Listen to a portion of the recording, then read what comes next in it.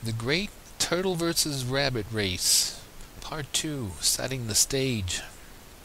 To understand this race, you have to envision the course.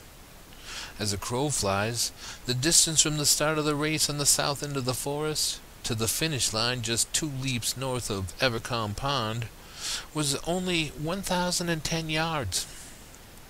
If one would take the land route straight ahead to the woods toward LRRH's grandmother's house, that's Little Red Riding Hood, and one could, he would surely have to outmaneuver B.B. Wolf, that's Big Bad, and his hoodlum pack of guard dogs.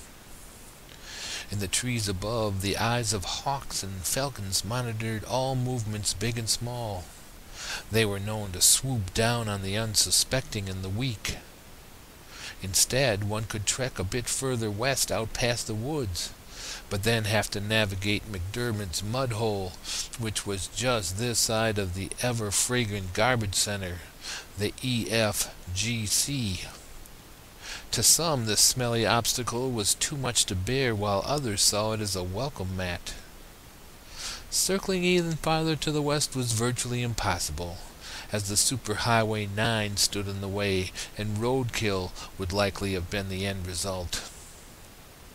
Just to the east of the woods was the Evercombe Pond, a beautiful sight on the surface, with lily pads and reeds and everything to make it look all so serene. But underneath swam scavenger fish, northern pike, and worse yet, muskie gangs. Sure, one could in fact hide in amongst the reeds and the weeds, but to win the race he'd have to throw all caution to the wind. There was one other option, and it was the only truly safe way to tackle the course. One could head east, all the way around the gigantic pond. The price was steep, however.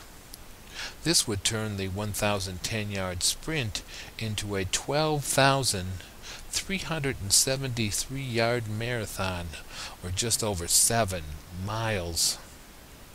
There were 4 routes, and 4 uniquely independent racers, and not surprising, each one chose their own separate path.